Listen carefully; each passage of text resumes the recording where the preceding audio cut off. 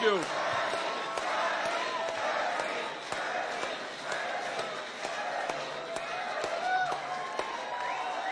Whoa!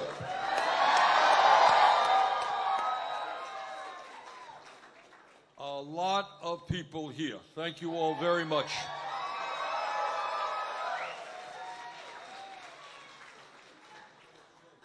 You know, when I come here, I feel honestly very comfortable. And I want to thank Ahavat Shalom for allowing us to use their beautiful synagogue.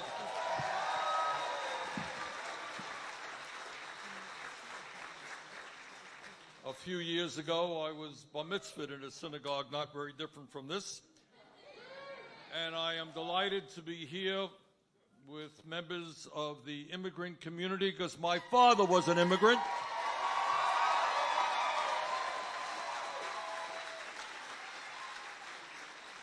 And we will not allow people to attack immigrants because immigrants built this country.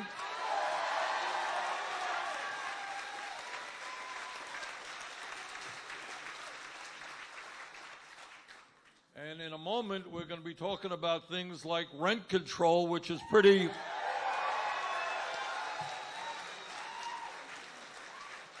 not a radical idea to me because I grew up in a rent-controlled apartment, Brooklyn, New York. So, what we're going to do is I'm going to speak for 3 or 4 hours. A few minutes, and then we got a great panel here of folks who know more about housing than I do. And I'm going to introduce them to you in a moment. And then after that, we're going to open it up for your comments and your questions. I think the important thing that we're doing today is understanding that in terms of affordable housing, we have a major, major crisis, not just in California, but in fact all over this country.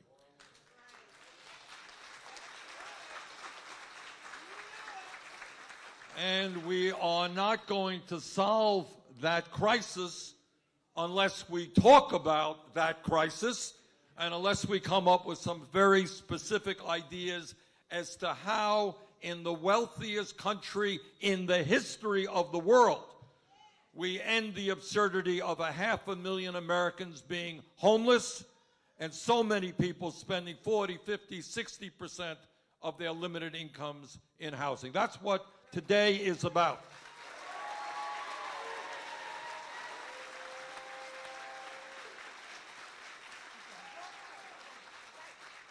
And the truth is that when we have some 18 million families in our country spending more than 50% of their limited incomes on housing, just think about it. How do people buy the food? How do they take care of their kids? How do they put gas in their car? How do they afford health care? And the answer is they do not.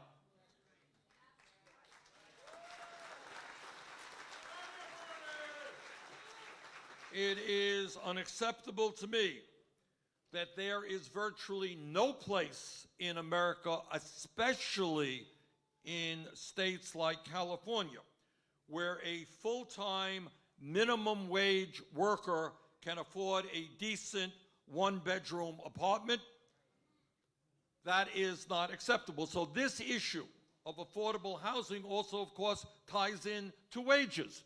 I remember a couple of months ago, I was talking to a guy who works at an airport, and he lives here in California. And I said, how much money do you make? He said, I'm not doing bad. We're making $17 an hour. But he says, it doesn't mean anything because I am spending all of that to house my wife and kids.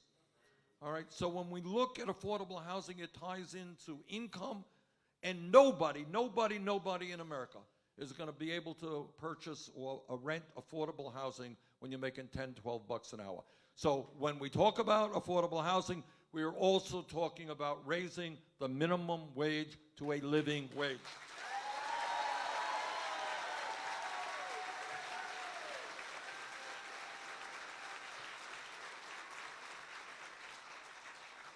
And then you talk about not only wages, and you talk about housing, you talk about basic issues of morality. Today in America, we have well over 500,000 people who are either sleeping out on the streets or are in emergency shelters, including 58,000 right here in Los Angeles County. And we have got to ask ourselves, what in God's name is going on in this country when we could give over $1 trillion in tax breaks to the top 1% and large profitable corporations, but presumably we do not have enough money to make sure that 500,000 of fellow Americans are not homeless. That is an outrage.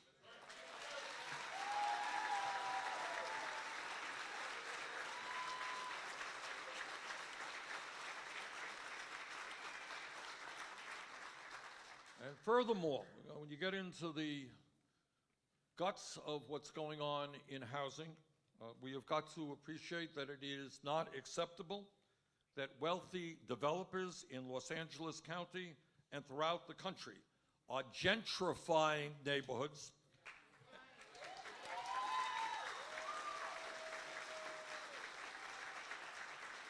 And that is ugly on two counts. Number one, people throughout America grew up in communities. This is where they grew up. This is the neighborhood that they love. And now they are being forced out of those neighborhoods and being replaced by folks who can afford expensive condominiums. That is not acceptable either.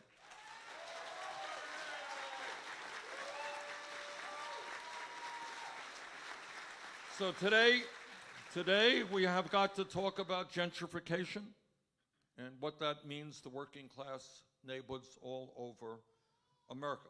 And unfortunately, and it will not surprise anybody in this room, we now have a president who is not just ignoring the affordable housing crisis, he and his administration are actively making it worse. If you can believe it, in the midst of this terrible housing crisis, instead of expanding federal housing programs, Trump is proposing to cut them by $9.6 billion or 18%. I mean, this is how out of touch this White House is with the needs of working class families. Instead of expanding affordable housing, Trump is proposing to eliminate the National Housing Trust Fund, which is now the major program to build low-income rental units. And I take a little bit of umbrage with that because actually that was the legislation that I introduced, along with Barbara Lee here in California.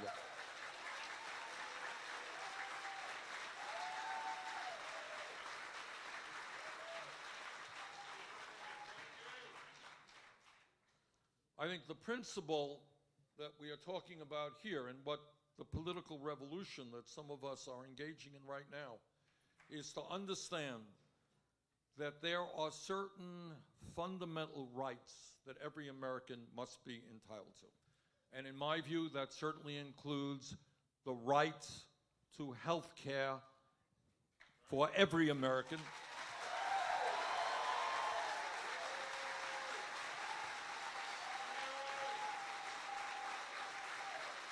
Health care is a human right, not a privilege.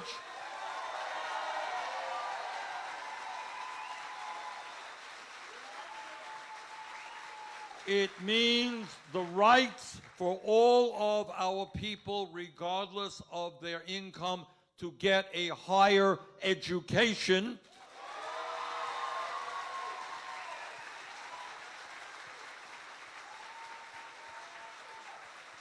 Which is why we will make public colleges and universities tuition-free and cancel all student debt in America.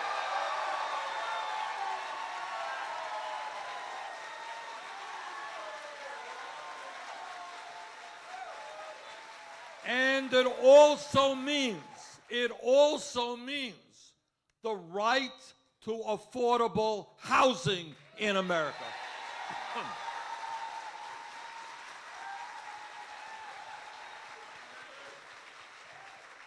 Now, in a few weeks, we are going to be introducing and releasing a very detailed plan.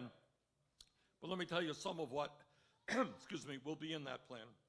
First, we must significantly and permanently expand the National Affordable Housing Trust Fund to build the 7.5 million units of housing that lower-income people, senior citizens, and people with disabilities need.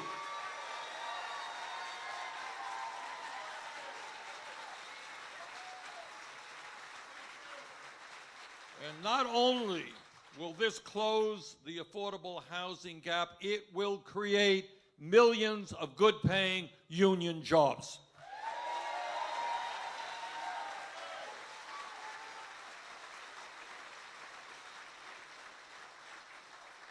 Second, we must fully fund the Section 8 rental assistance program. In Vermont, and I know all over this country, there are huge waiting lists to get Section 8 housing. We're going to end those waiting lists.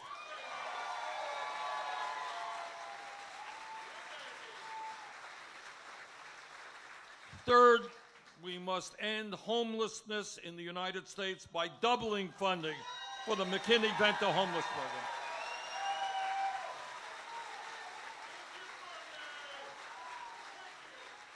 And we're going to improve significantly critical services to those who are experiencing chronic homelessness, because the issue sometimes, as you know, takes us into another crisis, which is the mental health crisis facing this country.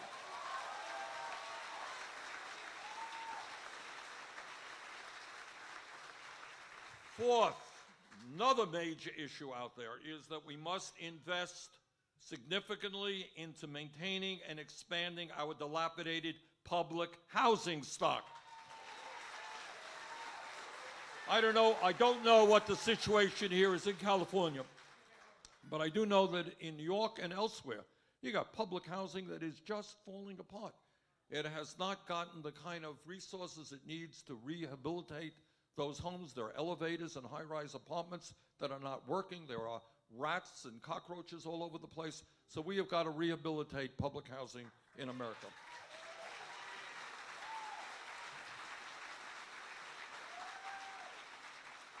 Fifthly, and this is another, there's so many issues we can go on here for hours, and these guys will know more about it than I do, and they'll be talking about it.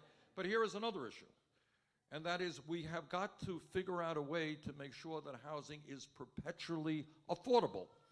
Or in other words, we can build a housing unit today and it's good for the family, but then 20 years that price has gone up and it's not good for future families. When I was mayor of the city of Burlington, we were the first city in America to put funding into community land trust housing. And that has been enormously successful. And what that says, it does something a little bit complicated, but what it does is pretty simple. It says the land trust, the community land trust, owns the land. You own the house. So you can do whatever you want with the house. But when you sell that house, you can't sell it at market rates and make a lot of money. You're going to have to sell it. You can make a modest profit on it. But the next person who comes along will be able to enjoy that affordable housing as well. So that's a model which has spread, by the way, not only all over America, but all over the world.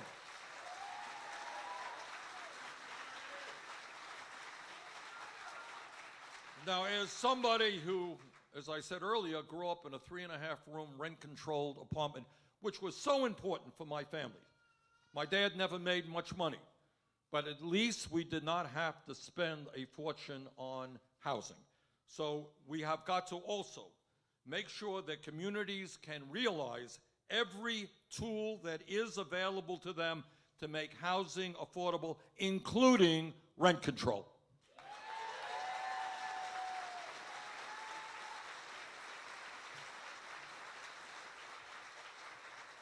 Landlords should not be able to simply raise rents to any level they want, anytime they want.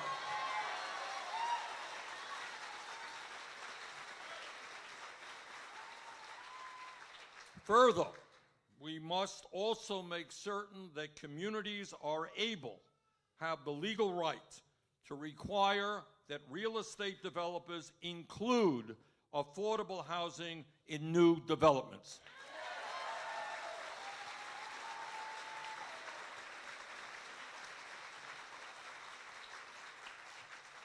So it is simply not acceptable. And we did this in Burlington when I was mayor as well. You just can't come in and build expensive housing. And to build expensive housing, you're going to also have to build a significant amount of affordable housing.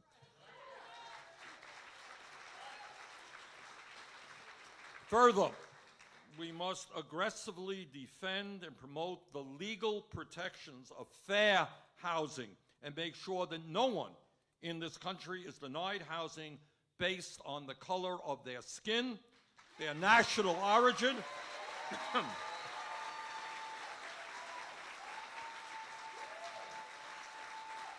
their religion, their gender, or their disability.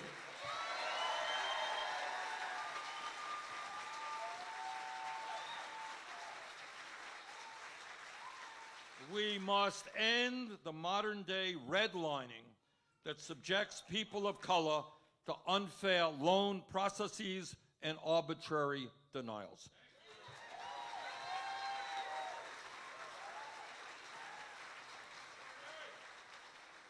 And finally, obviously, to make sure that, as I mentioned earlier, that housing is affordable, people have got to earn a living wage.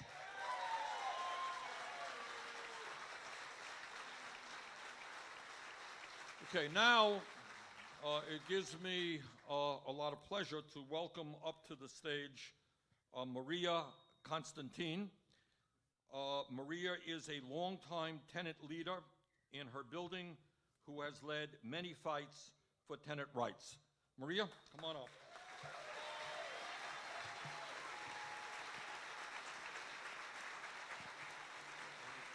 Put this microphone down. Okay, thank you. Thank you. Thank you. Senador Sanders, te agradezco por escucharnos y tenernos aquí. Soy una persona de la tercera edad y líder de los inquilinos. Excuse me. I told her to start again. Y líder de inquilinos. Oh. Senador Sanders, le agradezco por escucharnos y tenernos aquí. Soy una persona de la tercera edad y líder de inquilinos desde hace mucho tiempo en mi edificio con la coalición. He liderado muchas peleas para asegurar que los propietarios respeten nuestro derecho a una vivienda saludable, segura y asequible. A medida que pasan los años, he visto que las cosas empeoran para los inquilinos. Hay muchas viviendas y lo que no hay más allá está más allá de la mayoría de las personas con ingresos fijos como yo. No están construyendo apartamentos para personas como yo y mis vecinos a lo largo plazo. En muchos años entiendo que la vida no es fácil, pero me gustaría ver un mundo más justo. Me gustaría ver un cambio que incluya a todas las personas y beneficie a todas las personas, no solo a las personas privilegiadas. Queremos ser parte del progreso, no quedarnos atrás. Esperamos que nos pueda ayudar a este futuro. Gracias. ¿Ya? Senator Sanders, thank you for listening and having us here. I'm a senior citizen and a longtime tenant leader at the building with CES. I have led many fights to ensure owners respect our rights to healthy, safe, and affordable housing. As the years go by, I have seen things get worse for renters. There is less housing, and what is out there is beyond most people on fixed incomes like myself. They are not building apartments for people like me and my long-term neighbors. In many years, I understand my life is not easy, but I would like to see a more just world. We would like to see changes that include all people and benefits all people, not just those that are privileged. We want to be part of the progress. We do not want to get left behind. We hope you can help us with that future. Thank you.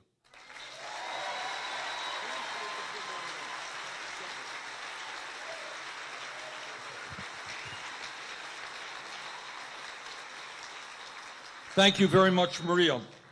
Now I'd like to introduce Minerva Cruz. Minerva was displaced from long-term housing and is a spokesman for the difficulties faced by those people who are forced out of a neighborhood as a result of gentrification. Minerva, come on up.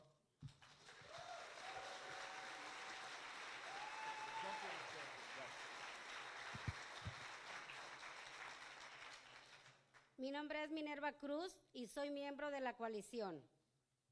Senador Sanders, estamos felices de estar aquí y tener la oportunidad de resaltar la injusticia económica que enfrentamos.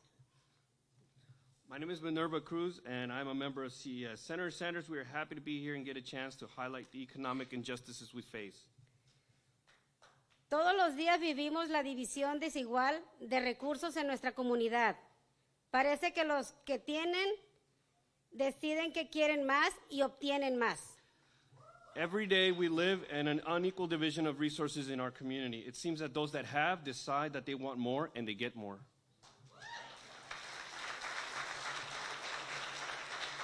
Fui desplazado por el desalojo de la ley Ellis, un desalojo legal que me obligó a salir de mi departamento a pesar de que era un buen inquilino y siempre pagaba mi renta a tiempo. I was displaced by the Ellis Act eviction, a legal eviction that forced me out of my apartment. Even though I'm a good tenant, I always paid on time. Había vivido en mi vecindario de Koreatown durante más de una década, pero el propietario decidió que prefería derribar el edificio y ganar más dinero. I had lived in my neighborhood in Koreatown for over a decade, but the owner decided he would rather tear down my building and make more money. No tengo el privilegio de recoger e ir con una familia a donde quiera. Mis hijos son pequeños y tuvimos que mudarnos a un nuevo vecindario. I don't have the privilege to just pick up and go with my family wherever I wish. My children are young and we have to uproot ourselves and move to a new neighborhood. Pagando casi el doble de lo que solíamos pagar, donde no teníamos amigos ni familiares cercanos, ni conocimiento de la comunidad local. Paying nearly double what we used to pay, where we had no friends, no family nearby, and no knowledge of the local community. Además de todo, somos una familia de medios limitados, hacemos lo que podemos con lo poco que tenemos. On top of that, we are a family of limited means. We do what we can with the little we have. Pero cada día es más difícil estar nuestros pocos dinero que tenemos ganamos y nuestra familia está teniendo que hacer más y más sacrificios. And it gets harder and harder to stretch the few dollars we have, and our families having to make more and more sacrifices just to stay above water. Muchas familias enfrentan la misma experiencia todos los días. Many families are facing the same experience every day. Esperamos que escuchen nuestras historias y nos ayude a encontrar una visión para una sociedad mejor y más equitativa, todos puedan tener éxito. Gracias. We hope that you listen to our stories and help us find a vision for a better and more equitable society where we can all be successful. Thank you.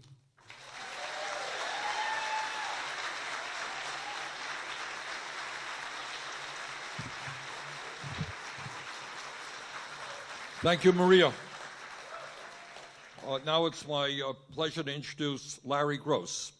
Larry is the Executive Director of the Coalition for Economic Survival and one of the leading advocates on the preservation and expansion of rent-controlled housing. Larry?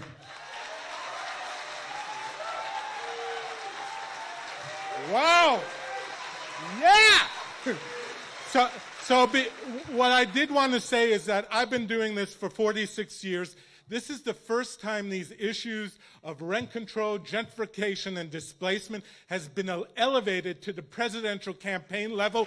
Thank you, Senator Sanders.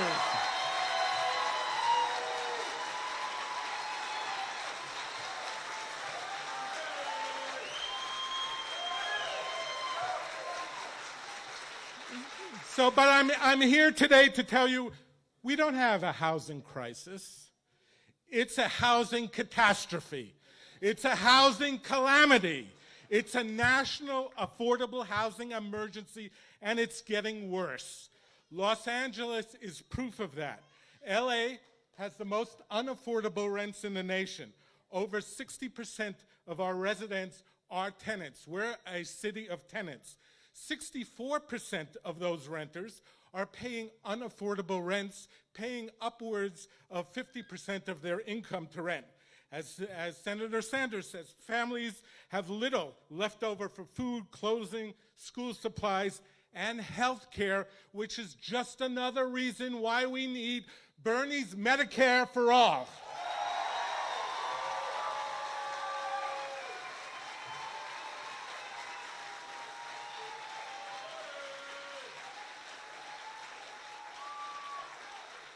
LA has the highest poverty rate in the nation. 1 out of 4 households are living in poverty.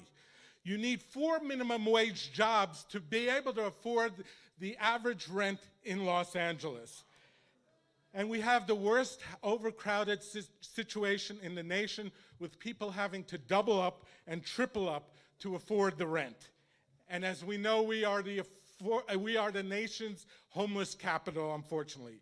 We've lost 26,000 rent-controlled units since 2001 due to the State Ellis Act. And at the same time, Los Angeles needs over 500,000 affordable housing units now.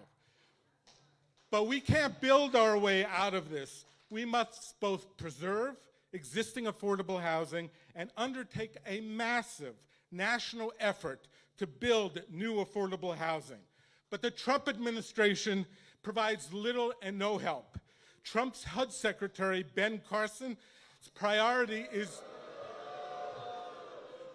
Carson's priority is to spend $40,000 on a new dining set and dishwasher for his office and not provide us with affordable housing funds. Carson, he's a brain surgeon, but he knows nothing about housing. But he does know how to use his surgeon's scalpel to cut housing funds. Sisters and brothers, housing must be a human right. Housing must be a human right. Housing must be a human right.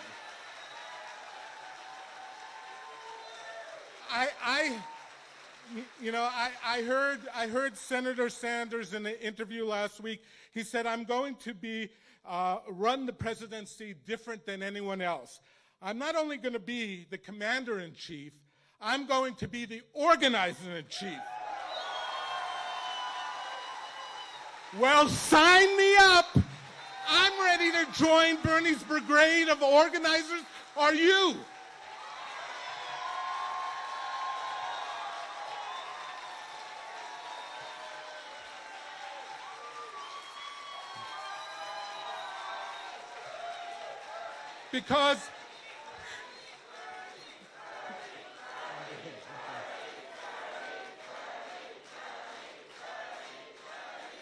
Because we need somebody who understands it's not only important to be elected, we must guarantee people are empowered and kept involved beyond just voting. This is how we ensure that people have a direct say in their day-to-day lives and the decisions that affect it, and keep our elected officials accountable. It is why I am feeling the burn, and I hope you are, and it's why I support Bernie Sanders as the next president of the United States.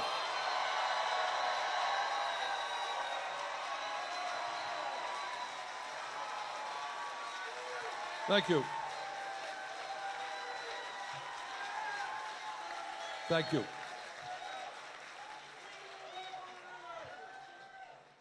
Last but not least is Michael Weinstein. And Michael is the founder of AIDS Healthcare Foundation, a rent control advocate, and a housing provider for the homeless community. Michael, come on up.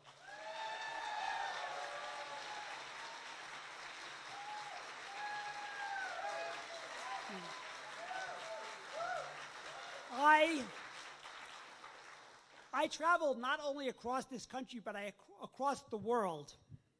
And I have not visited any place in the developing world that has as many people sleeping on the streets as there are in Los Angeles.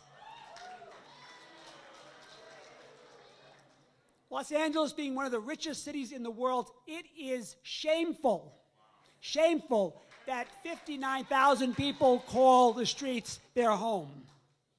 There simply is no more basic human right than the right to shelter. As Larry said, I am so proud of Senator Sanders for elevating the issue of housing affordability and homelessness to the national stage and to this presidential election.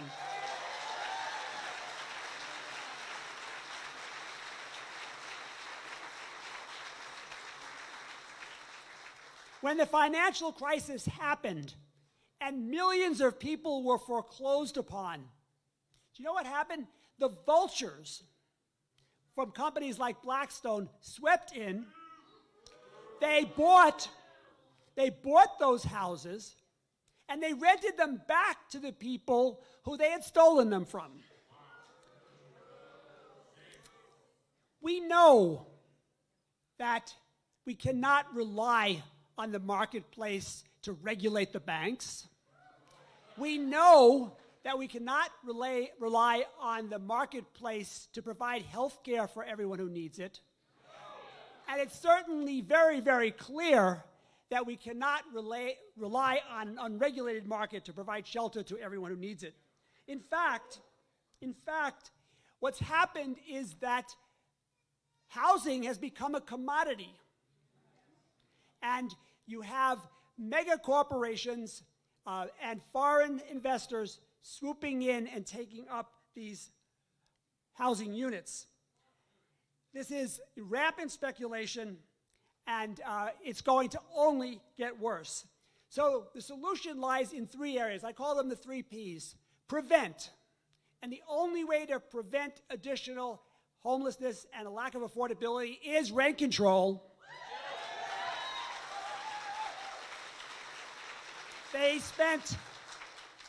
The real estate industry spent $80 million to defeat us last November, and they may be thinking they had a great victory. Well, I'll tell you, we're going to be back on the ballot next November.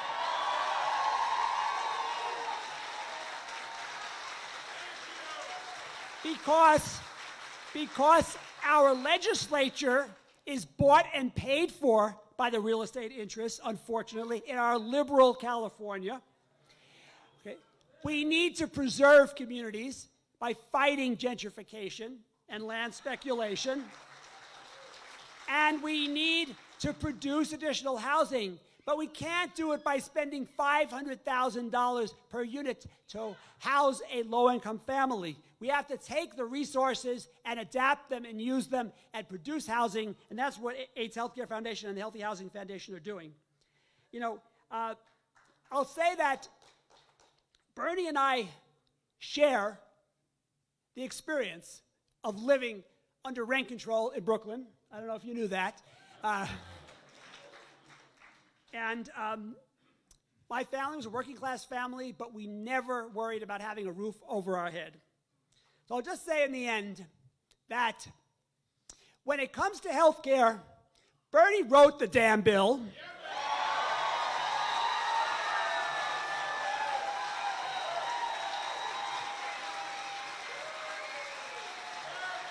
And when it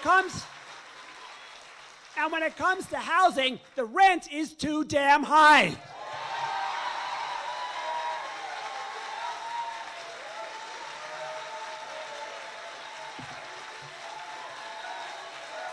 Thank you, Michael. Okay, we're going to open up in a second, but I wanted to pick up on a point that Michael made, and essentially what is the heart of our campaign. Way back in 1944, Franklin Delano Roosevelt gave a great speech. It was a State of the Union speech. It was 1944, was a year before the World War II ended, and he died a year later. And the speech never got a whole lot of attention. But what he said, and what we are trying to follow through on, is he said, it's in so many words, he said, it's great we have a Bill of Rights, we have a Constitution, guarantees people freedom of religion, freedom of speech, freedom of assembly. All of that is terribly important. But what he said then and what I am saying now, and what you've heard here, we have got to go forward and make sure that we guarantee economic rights to people, not just political rights.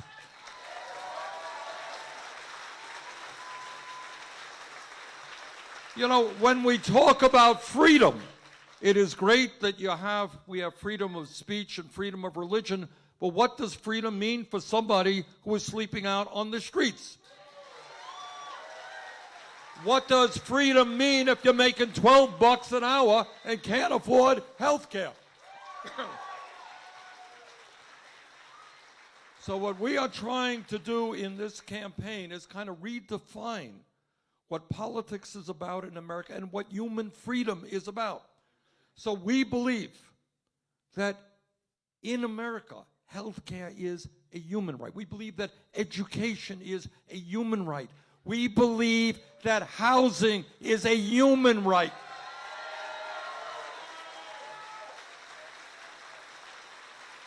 We believe that when you get old, you are entitled to retire with dignity. We believe that a clean environment, when you turn on the water in your house, you have a human right to make sure that water is not toxic.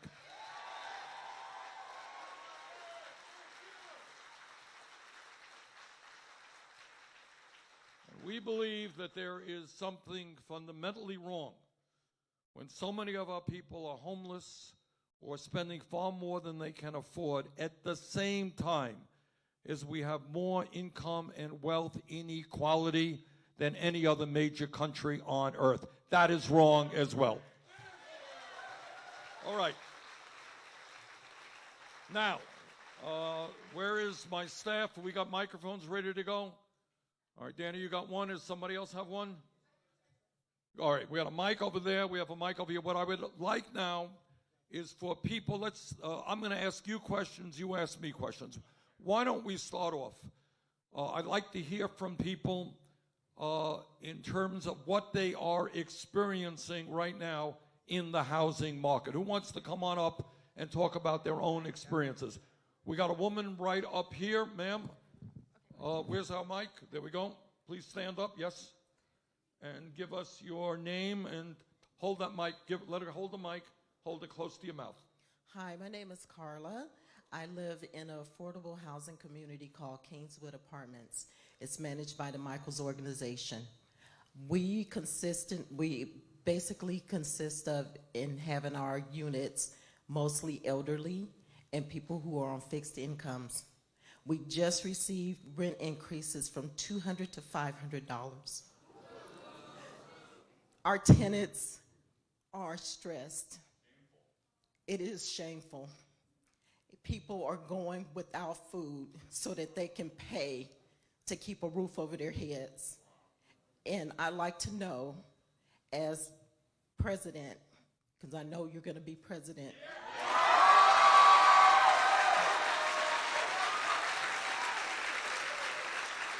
what will you do to take care and make sure that these nonprofit organizations will not profit and use public money and say they're building affordable housing, but they are taking it and making a profit, taking the monies from the public, making a profit, and then, of course, people are then homeless and have nowhere to stay. But these organizations are still making a profit because they're saying we are nonprofit organizations, but then they're making a profit off of the backs of hard working people. I'll tell you what we're going to do. We don't have to wait for me to become president. We're going to inquire about that this afternoon. We're going to make some calls and see what's going on. Make sure. Okay. Can you give that information to Michael? All right, make sure. Michael, will you take that? Michael, you take that information so we know what to do. Okay. Okay, thank you very much. All right, and you've said it all. You're living in a community now of folks who are struggling economically, and then suddenly they wake up one day and they're being asked to pay more than $200 a month more, and people can't do $200 to $500 more. All right, people cannot pay $2,000 or $5,000 a year on rent when they're living in unlimited incomes. This is exactly the crisis that we're facing, not only here in California, but all over America. Landlords do not have the right to do that. And in a sense, what I'm hearing you say is that they're literally taking food out of the mouths of people because people can't afford to pay those rents and then feed themselves as well. All right, we're not going to let that happen. Let me just tell you that. Okay. Danny, you got somebody? Okay. Good afternoon, Senator Sanders. Thank you so much for being here. I'm fortunate. If it weren't for a couple of friends of mine who let me have a room and I house it and I dog sit, if it weren't for these people, I would be living in my car. And I just had an accident with my car, and they were wondering, why was I so upset about losing my car? It's paid for. I said, because it's all I have. It's all I have. So I want to say, I never forget how grateful I am and privileged I am that I have friends like this and family. I try and give back as much as I can. But these people deserve to have their room back. And I deserve to be on my own and not separated from my animals because I can't have them. But they're being taken care of. So again, my gratitude really doesn't know any bounds when it comes to certain things.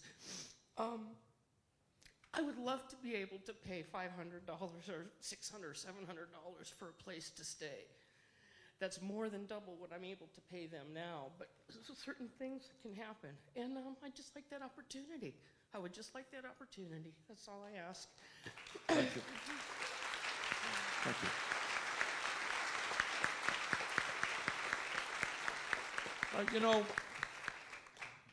Thank you. And I know that it is not easy for people to get up in front of the mic and in front of the TV cameras to talk about these experiences. But please know that every time you raise your voice, there are people all over this country. This is being live streamed, I expect.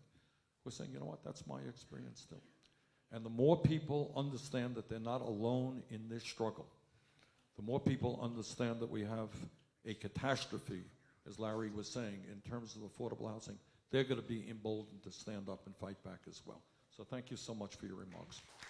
Ma'am? Thank you for coming and speaking to us, Senator Sanders. My name is Gwendolyn Emrys, and I want to address ageism, corporate greed, and the failure of the Social Security disability system to help the people who have paid into the system. Yes. My husband worked for a defense contractor, IT, for almost 20 years, a month shy of 20 years. A management person lost $300 million. They proceeded to lay off 3,000 workers, mostly older workers. My husband lost his job. Then he became disabled. We have been in the disability process for 2 years. We are a week away from losing our home to auction. I'm sorry. I have an MA. I'm working on my PhD.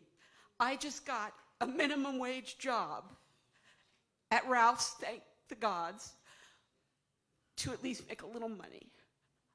I can't get a job because of my age. I'm 59. We need to address that. Also, I don't know how many of you people know this because most of you are renters. We were in rent control for 18 years until we saved up to buy a home.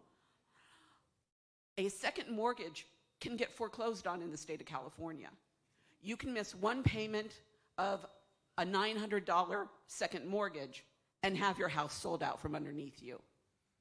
This is criminal. It should not be allowed. The Social Security disability system, you spend 40 years paying into it. You shouldn't have to be begging to get help from it. The imbecile who is sitting in the POTUS seat right now wants to cut benefits for SNAP for people like us who are struggling, who worked hard all our lives, and there is no American dream. There is only an American dream for the oligarchy, for the wealthy, and the people who have established this income inequality. How many yachts do you need? How many homes do you need? It needs to trickle down. We need to stop giving money to war countries who kill journalists. Billions and billions of dollars when that money can be used on our own shores. Thank you. And I want to pick up on thank you very much. And I want to pick up on one point that gets very often lost in the shuffle, and that is we are not paying attention to people with disabilities in any way that we should. That's a whole other issue out there, but it is tied into housing. Thank you. Okay, ma'am. Hold Two, sorry. Good, good. I was kicked out of my house when I turned 18. I had actually begged to be put into foster care at the age of 14 so I could avoid living with my father, who ended up kicking me out. I am an LGBT youth, though my sexuality is not the main reason I got kicked out. It is definitely one of them. And I am, only by the generosity of individuals, am able to actually still live in California. I was actually considering for a long time going back to Germany, where I was born. But I wanted to stay here in America because I actually have a dream to run for president one day, because I'm a dual citizen. And I think that this country needs that. So I just wanted to let you know that homeless students like me, we do support you 100% because we need you in office. All right. Well, thank you. I mean, thank you for raising that issue. And I see it in Burlington, Vermont, state of Vermont. It's all over this country. Kids, for a variety of reasons, are forced out of their parents' homes. Where do they go? And too often, they are, in fact, living out on the streets. And that is something we have got to end. Thank you very much. Hello, Bernie. Thank you so much for coming to our San Fernando Valley. Thank you. My name is Tracy Malagalig. I represent my mother, who passed away recently, who was living in a 55-plus community, and they were pretty much taking all of her Social Security for the rent. I looked through her paperwork, and they actually documented how much money she was receiving. You know, basically her whole life was in those paperworks because they wanted to know how much money they could steal from her. Because of what Trump did, I feel like he took my mother's life. She was stressed until the day that she died. I also am here to represent the community of those with intellectual and physical disabilities. I was working for the Regional Center, North Los Angeles, for 2 years, and I watched caseworkers literally fight for housing and resources for the disability community. It's 25,000, it's probably rose since then, to the point where I had to leave because what they were doing didn't align with my morals and my values as a human being. I do want you to know that DDS and the Regional Center are mismanaging funds. And I do want something to be done about that, and I hope that you put some sort of vibe out there in that direction as far as the federal funding for DDS. Thank you.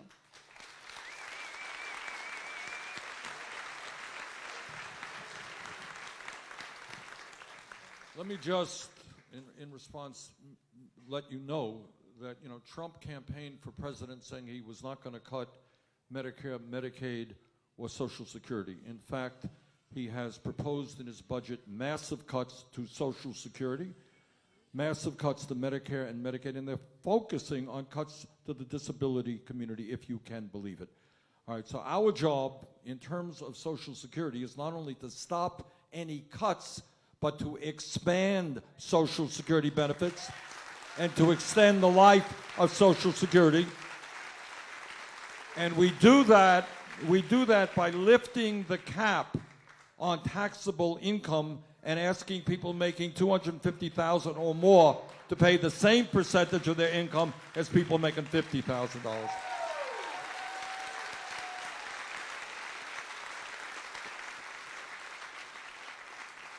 Name, please. Bernie, my name is David Barlavi. I've been a burner since the early 90s. And you, sir, inspired me to run for local office as a burner, and we won our elections. And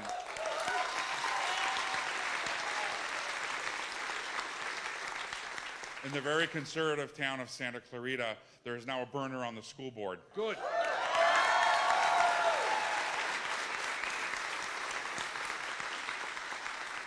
I can't express in words how devastating it is to come close to losing your house.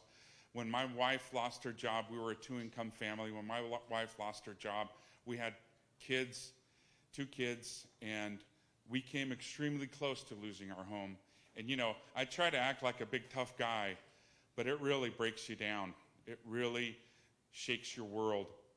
And as a local attorney in Valencia now, my question to you is, how can we get legal representation to people who can't afford it when they need health care and they need legal, when they need housing protection and need legal? I cannot do enough pro bono work and still make a living. What's our plan in that regard, Bernie? Well, we're going to substantially increase funding for the great work that Legal Aid is doing, and we're also going to make sure that public defenders in this country have the resources they need to represent their clients.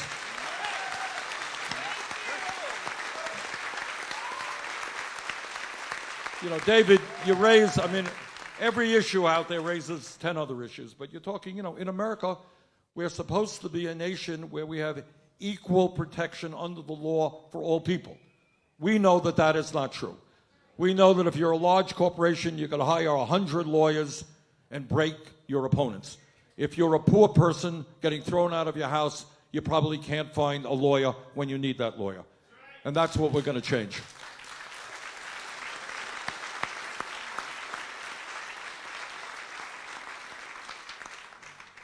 Dear Bernie, I hope you know that we're all beyond honored to be here. And I speak from my heart. There's so many issues, but I want to get back to housing and affordable housing and taking problems and turning them into solutions. And I heard about you years ago, and I've been a burner ever since I read your letter about kudos to people taking a problem, automobile tires, and building houses out of trash. And somebody did it in Vermont, and we got the letter. And so I'm a California licensed realtor, and I see so many sad inadequacies of young families, old families trying to get lending, trying to jump through the hoops of permits on perfectly buildable land. And we can't get anywhere because of all the red tape. I want to ask you that when you're president, will you help revolutionize FHA and HUD so that we can get lending to build earthships? The very short answer is yes. Why yes?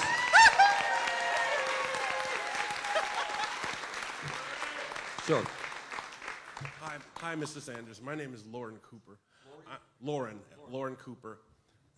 I'm here in regards of all my tenants and neighbors at 11815 Gilmore Street. We are in the middle of a tenant strike against a giant of a landlord, Jeff Green. We're struggling to pay rents. The management company refuses to take care of the property properly. The majority of the building is infested with mold or issues. And my biggest worry and fear is that I pray for all of us in California that we have no earthquakes, because the main part of the building may cave in. But the overall part of it is, it's a people thing. Some people brought us in to help them, and they gave up because they were scared of the fight. But me and some of my neighbors are still fighting. We're struggling against this rate of hike constant every year, and it's even harder and harder when you're not making enough money.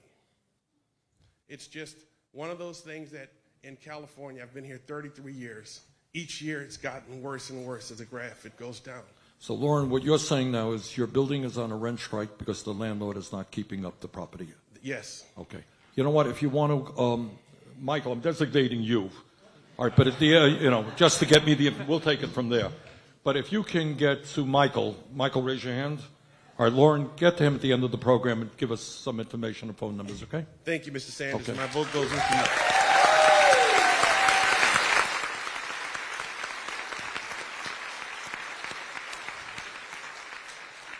Sir? Hi, Bernie. I have a favor to ask for you regarding Medicare for All. It's a very commendable idea. Unfortunately, the people that oppose Medicare for All, as you experienced during the last debate, are going to posit it as socialism, as a tax on the middle class. What I'm asking you to do is to measure or enumerate what the cost that people are currently paying for medical and prescription drugs. It's not enough to say that we pay more than any other country, industrialized nation in the world. We have to make it clear to the American public, this is what you pay for copays, out-of-pockets, co-insurance, deductibles, premiums, what you pay for the different tiers of prescription drugs. This is what we pay now, and if we have Medicare for All that's funded through taxes, this is what you pay now, and this is what you will pay after we have Medicare for All. It has to be clear to the American public. Otherwise... You're right. You're absolutely right. You're absolutely. We're going to do a better job at it. All right. Because what? I'm sorry. Your name is Ken. Kim. Ken. Ken. What Ken is saying is that right now we pay, unlike other countries, we pay for health care in a dozen different ways. So let's just say you're making $30,000 a year. And let's say you're paying $500 a month in premium. And you got a $7,000 deductible. So 500 times 12, 6,000. And then you have a deductible. You're going to have to add to that. You're making, so you're paying 20, 25% of your limited income for health care, right? It's even more than that, Bernie, because that if you're making $30,000, you are not taking home $30,000 a year. Right, you got taxes that are going to matter. All right, exactly. But your point is well taken. Right now, we pay for health care. Every time you go to the pharmacy and you buy a drug, buy medicine, you're paying the highest prices in the world for prescription drugs. We are going to lower those costs, and the American people need to know how much we're going to do that for. Just as an example, when you talk about savings, and Ken's point is absolutely right. We've got to do a better job in explaining this. Some of you may know that a week ago Sunday, I was in Canada with people who are dealing with diabetes. 7 million people in America need insulin, use insulin. We went over the Canadian border and we bought exactly the same vials of insulin used in the United States for 1/10 of the price, 10% of the price. And that's not just true for insulin, it's true for many other drugs. But Ken's point is that we pay for health care, we pay it for premiums. We pay it out of premiums. We pay it out of co-payments. We pay it out of out-of-pocket expenses when we go to the doctor or when we go to the pharmacy. Our employer is paying it, which impacts the wages that we receive. You add all of that together, we end up spending as a nation twice as much per capita as do the people of any other country. So you got a system which not only denies 87 million people the health care they need when they need it, but it costs us a fortune. And Ken is right. We're going to have to do a better job. We're winning the fight, Ken, by the way. Poll after poll shows more and more people are supportive of Medicare for all. We're winning it.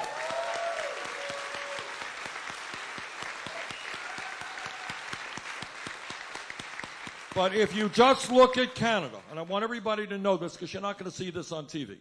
This is not put on corporate TV. But if in Canada, if you go into Canada and you have, say, heart surgery, and you're in a hospital for 2, 3, 4 weeks, and the procedures would cost in the United States hundreds of thousands of dollars, how much do they pay in Canada for those procedures? Anyone know? Zero. You all know that. And yet Canada ends up spending half per capita of what we spend because the function of their system is not to make $100 billion in profits last year for the healthcare industry in America.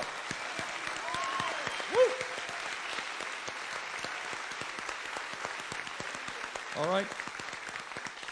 So Ken is right. We got a lot of work in front of us. We are winning the struggle because people understand that there is something insane about a system which gives huge profits to the drug companies and the insurance companies, but denies health care to so many Americans.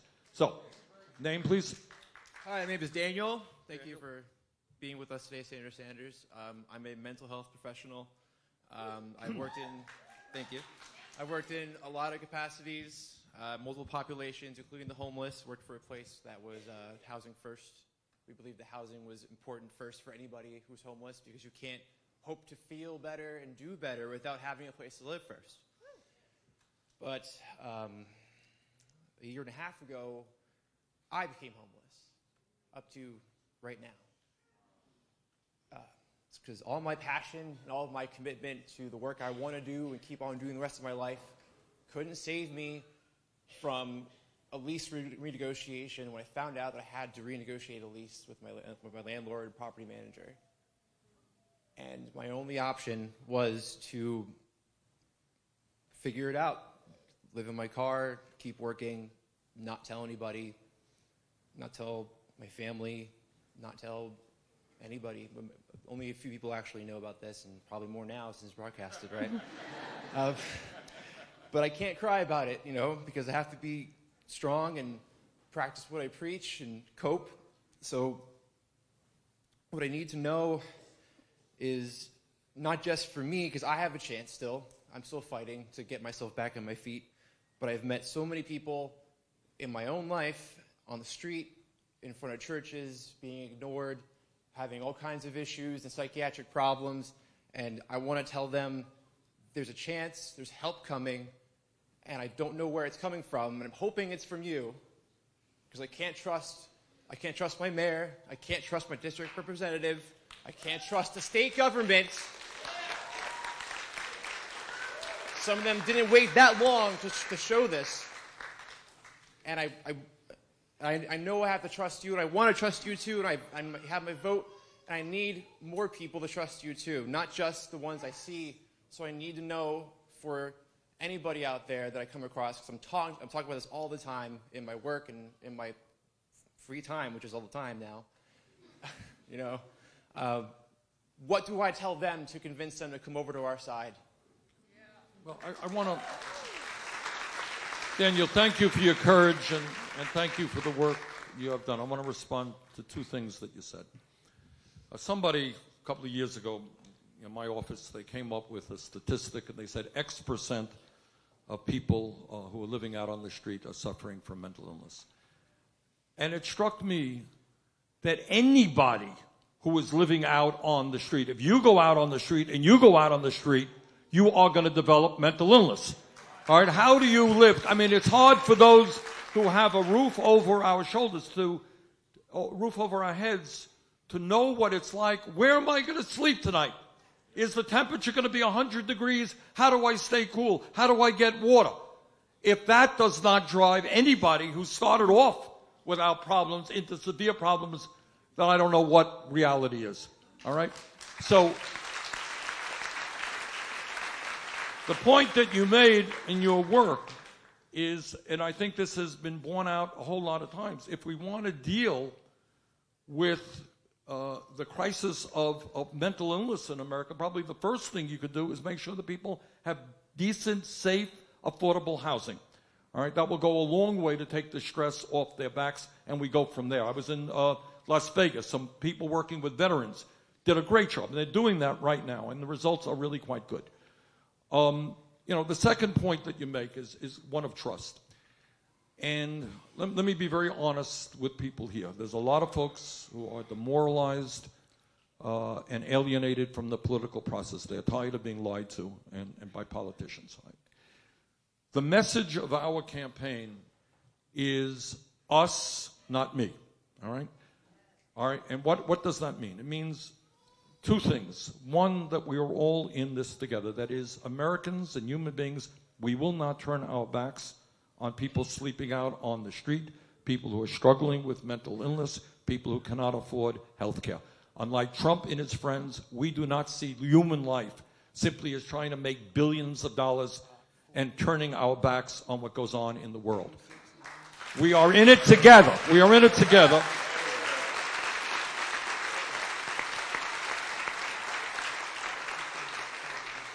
But the second point that I want to make, Daniel, is I don't want you just to trust me. I want you to trust everybody in this room and millions of other people. In this sense, I will. let me repeat this because I have said it a million times. And I think this distinguishes our campaign from those of my colleagues, many of them who are really decent people running. So let me be very clear to you, Daniel. Bernie Sanders alone cannot do what has to be done. All right? What we need, we are taking on, understand, whether it's the California legislature or the United States Congress. This is what we are taking on in this campaign. We are taking on the power of Wall Street, where 6 financial institutions have assets of over 50% of the GDP of America. That's $10 trillion, 6 banks. They have endless amounts of money to spend in any way they want. We're taking on the insurance companies, which spent $131 million a few years ago to defeat a proposal supported by Michael and the nurses in this country and me, $131 million to prevent the people of California from getting lower cost prescription drugs. In one state, one ballot item. Think what they will spend to try to stop us from lowering prescription drug costs throughout this country. We're taking on the insurance companies, where you got executives who make hundreds of millions of dollars by promoting mergers when we got 87 million people uninsured or underinsured. We're taking on the military-industrial complex. We're taking on the prison-industrial complex. All right? I say all of those things, not to mention the fossil fuel industry, which is destroying the planet. All right. So, Daniel, I say all of those things to tell you that we are in for a tough fight. All right? I cannot do it alone, and I'm not going to lie to you. I need your help not just to win here in California, win the Democratic nomination, and not only to beat Trump. I need your help the day after we are inaugurated to take on the powerful special interest. All right? So, Daniel, I'm being honest with you. You know, I wish I could tell you that day after I snap my fingers and we do all of the things we want to be done. We're taking on very powerful special interests. You're taking on the real estate industry. They love the status quo. They love the idea that they can make a fortune by doubling rents or by throwing people out of the units and converting them into condominiums. We're taking them on. So the only way, at the end of the day, and this is important for everybody to understand, real change, including the fight for affordable housing, will never take place from the top on down. It takes place when millions of people stand up and fight. That's what this campaign is about.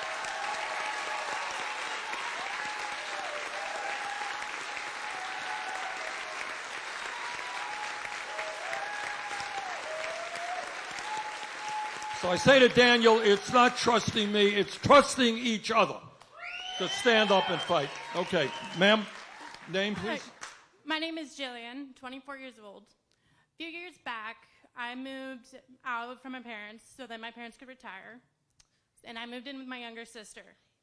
Lately, my apartment has gotten worse and worse. We got a new landlord who doesn't take care of our apartment building. It's infested with bugs, cockroaches, a big dent into our bathroom from a drunk accident, and she won't fix anything. And we fought hard all about this. She tried to raise our rent to $2,200. We had to fight the landowner to make it down to $1,900. All right, let me ask one of the panelists. I don't know, maybe Larry or Michael. What are the legal remedies in that circumstance? Are you under rent control? No, I am not. Does she have any legal remedies at all? That's the problem. Without rent control, a landlord can raise the rent as much as they want, as many times a year as they want, and evict without reason. That's why we need rent control. Okay.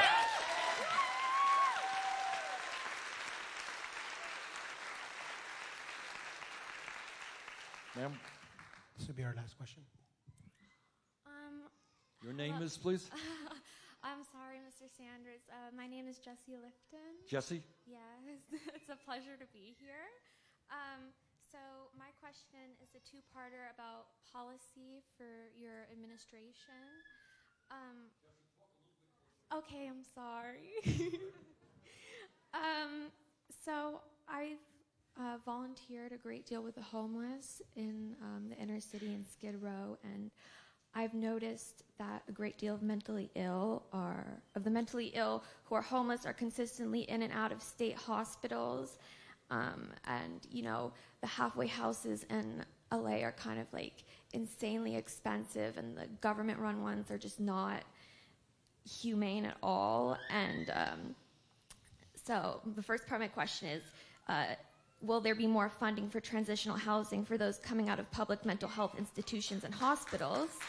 And then I have a second part of my question, which is my dad works trying to help with a nonprofit that helps to get veterans into housing and jobs. And I've heard from him, and through his experience, I've really seen rampant mismanagement throughout the VA, Veteran Affairs, and it leaves a lot of veterans, homeless and without adequate health care, living on the street, suffering and dying. And I think if we go into a social contract with the government, the people that are defending our country and, risking their lives, they more than anyone deserve to be taken care of by that government.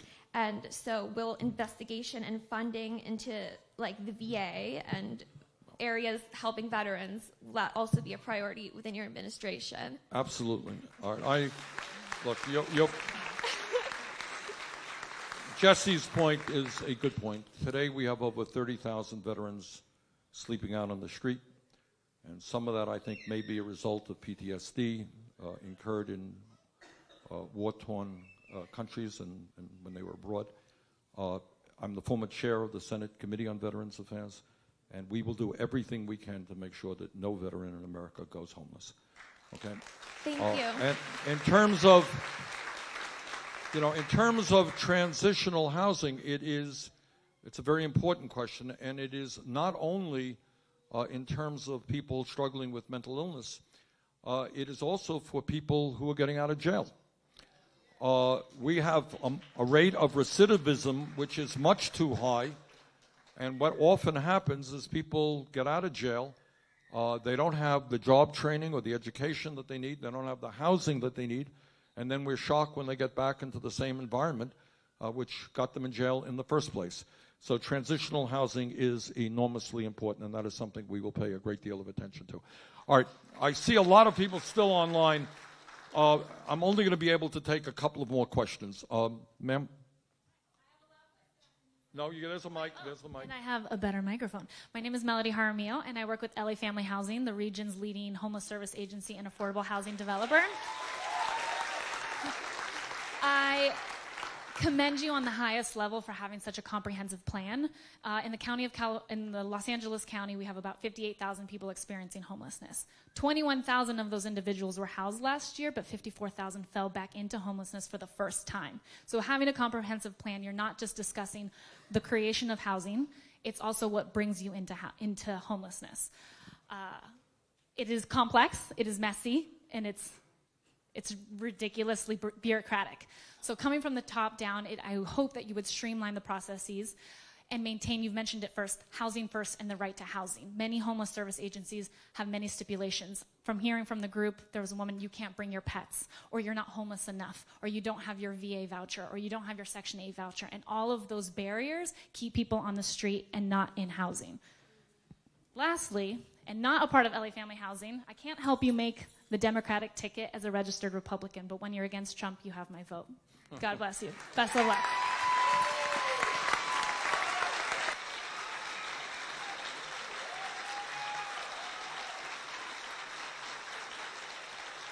All right. Now let me just ask, I don't want you to respond, but hearing what you said, and it sounds like you're trying to do the right thing with your life, I am not quite sure why you are a registered Republican. Think about it, all right? All right. All right, but your main point is that the housing process and agency after agency is incredibly bureaucratic. And, you know, one of the reasons for that is that at the top right now, the goal is not to build housing. The goal is not to address homelessness, but in many ways it's to do exactly the opposite. So you're right, we need to streamline with the goal to make sure that nobody in America is sleeping out on the street. And that certainly will be our goal. Thanks. Okay, ma'am. Hi, my name is Angie. I wanted to know if you have any plans to investigate the mismanagement of wealth in large cities, for example, Los Angeles, when we keep hearing about millions of dollars being funded into public facilities such as subways, but we haven't seen any of these projects be completed, but we are seeing the complete, underfunding of public education. For example, in my high school, we had to share desks and share textbooks, and I just wanted to know if there was any plans to investigate that, and not just Los Angeles, but all large cities.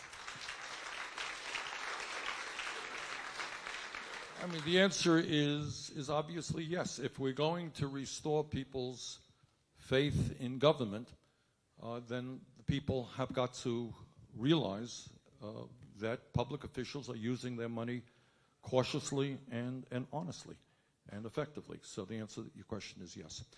All right, let me conclude by thanking everybody, all those. I'm sorry I can't get to all of the questions. I want to thank everybody here. Anybody who is watching this live streamed or anybody who's sitting here who has heard the comments made by folks here today. If you don't understand that there is a horrific housing crisis in California, and I know we focused on this area and we focused on California, but I want to tell you, we can go to Seattle, we can go to cities all over this country, and I have the feeling that the stories being told will be exactly the same. So what my promise to you is that as President of the United States, we will get our priorities right. And our priorities are about not giving tax breaks to billionaires. Our priorities are not having to spend more on the military than the next 10 nations combined. Our priorities are having an economy and a government that addresses the real issues facing the American people. Those issues are the crisis of affordable housing. Yes, this is America, and we can build the affordable housing, we can preserve the affordable housing, we can make sure that people who are living in decent housing now are not pushed out of their communities because of gentrification. These are things we can do, and together it is exactly what we will do. Thank you all very much.